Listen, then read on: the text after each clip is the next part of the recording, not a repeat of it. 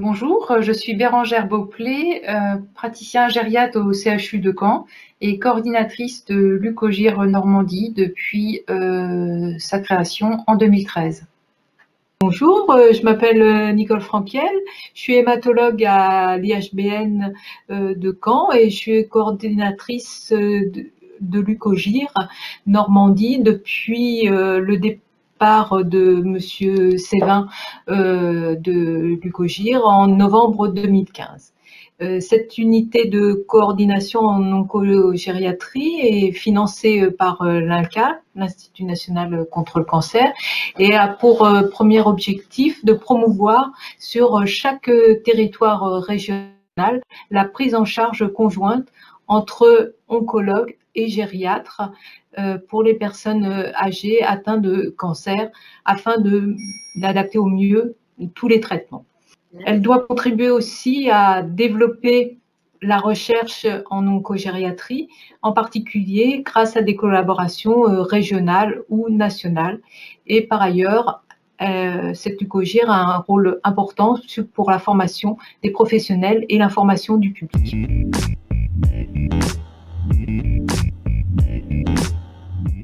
Nous allons vous présenter l'initiative qui a été menée au niveau régional pour améliorer les pratiques professionnelles en oncogériatrie.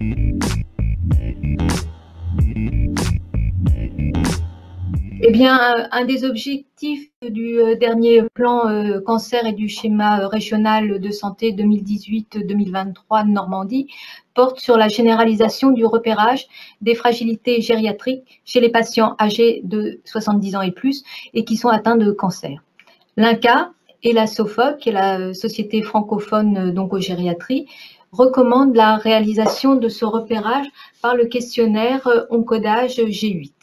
G8 pour 8 questions courtes qui portent sur l'état nutritionnel, physique et mental des patients. Et ce test permet l'orientation vers les consultations gériatriques lorsque son score est inférieur ou égal à 14 sur 17. Aussi, depuis 2013, nous avons sensibilisé de nombreux professionnels dans la région à l'utilisation de ce questionnaire au travers de nos formations. Nous avons donc souhaité évaluer la diffusion de ces pratiques.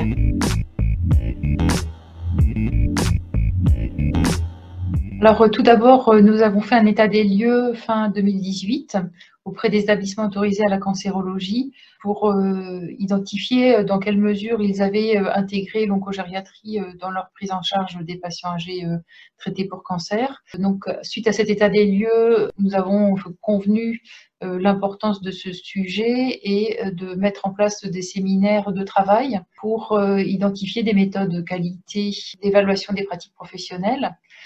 Et nous avons planifié 3 séminaires sur 2019, donc un premier en janvier, un second en mai et un troisième en décembre. L'idée étant d'abord d'identifier les méthodes les plus appropriées pour évaluer l'intégration de l'oncogériatrie. Ensuite, de travailler en sous-groupe sur les outils des différentes méthodes, ce qui a été restitué au mois de mai. Et en décembre, en fait, c'est une restitution des résultats et des expérimentations qui ont été partagées afin effectivement d'optimiser éventuellement les outils.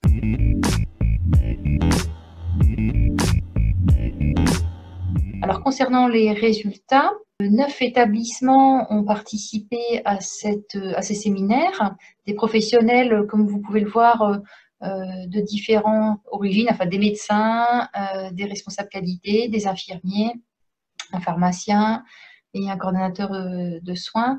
On peut effectivement descendre un petit peu. On peut voir que, donc, en ce qui concerne la méthode de l'audit clinique sur l'utilisation de l'outil Oncodage, qui était expérimenté dans 5 établissements. On a pu auditer 194 dossiers, alors qu'on s'est appuyé sur la plateforme IFORAP pour centraliser tous les résultats. Et ce qui est très intéressant, on peut le voir dans le tableau de droite avec les différents critères de cette audit, 24% des dossiers des patients contenaient un score encodage de dépistage des fragilités. Mais ça reste cependant au-dessus de ce qu'on peut sortir de la fiche RCP, puisqu'en fait, finalement, ce score encodage ne figurait que dans 10% en fait, des fiches RCP de ces patients. Donc, finalement, c'est une autre source potentielle pour récupérer en fait la prévalence de l'utilisation de ce dépistage. Et finalement, en fait, l'audit permet quand même d'identifier, de retrouver quelque part dans le dossier du patient, quand même un quart des patients ont été dépistés. Donc, il y a une marge de progression. Et par contre, en fait, sur le critère 7, on voit que 35% des patients en fait, avaient quand même bénéficié d'une évaluation gériatrique au cours de leur prise en charge oncologique. Ce qui est aussi intéressant, c'est-à-dire qu'il y a des patients qui sont adressés directement au gériatre sans passer par l'étape préliminaire, on va dire, du dépistage. Alors, dans les autres méthodes, on a également expérimenté la revue de morbimortalité au CHU de Caen en urologie, avec donc la spécificité de la participation du gériatre lors de la discussion du dossier de cette RMM. Il y a également expérimenté la méthode du patient traceur âgé hospitalisé pour traitement du cancer. Donc, cela a été fait à Bayeux au CHU de Caen, avec donc une adaptation des grilles patients et des grilles entretien équipe pour intégrer en fait les spécificités des personnes âgées. Et donc la quatrième méthode qui avait été également identifiée comme pertinente, le chemin clinique, mais qui, on l'a déjà un peu cité, effectivement, n'a pas pu forcément aboutir.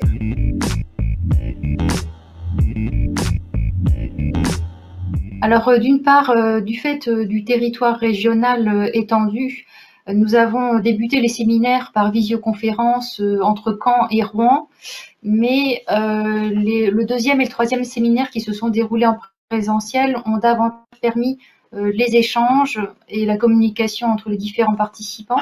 L'autre point, éventuellement aussi, l'autre difficulté que nous avons rencontrée concernait les méthodes que nous avons expérimentées. Parmi les 4 méthodes que nous avions choisies, l'audit clinique, le patient traceur, la RMM, donc ces 3-là ont bien pu être expérimentés et dans les différents établissements.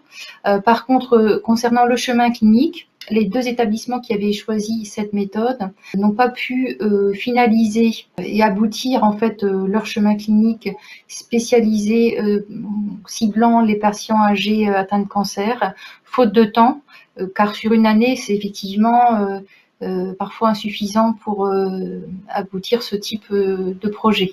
Cependant, le chemin clinique est une méthode tout à fait adaptée, et notamment dans les parcours chirurgicaux programmés, et notamment de réhabilitation chirurgicale, les recommandations incitent à utiliser le chemin clinique pour standardiser la prise en charge de ces patients âgés qui sont souvent aussi polypathologiques. Voilà, le chemin clinique est une méthode vraiment particulièrement beaucoup plus chronophage et qui mobilise davantage de professionnels au sein de chaque établissement.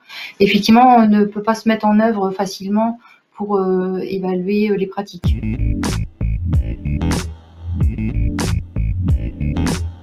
La motivation des professionnels participants est un point extrêmement important, et la sensibilisation de ces professionnels également.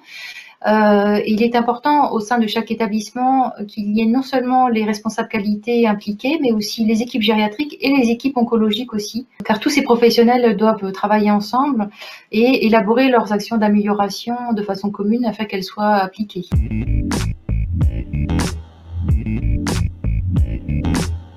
D'une part, les outils standardisés que nous avons élaborés de façon collégiale, donc notamment concernant l'audit clinique et le patient traceur. Donc, ce sont des outils standardisés issus des documents officiels et qu'on a donc adaptés aux particularités de la personne âgée. Donc, ces outils sont disponibles pour tous les établissements de la région, donc sur demande auprès de l'UCOGIR.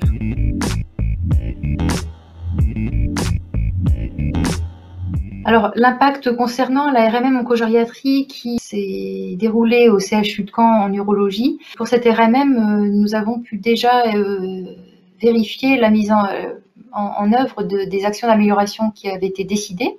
Par contre, en ce qui concerne l'audit clinique sur l'utilisation de l'encodage, un deuxième tour d'évaluation de cette EPP est prévu pour 2021 normalement sur les dossiers 2020, mais compte tenu du contexte de la pandémie Covid, nous reporterons peut-être encore probablement l'échéance de ce deuxième tour pour mieux évaluer l'évolution des pratiques.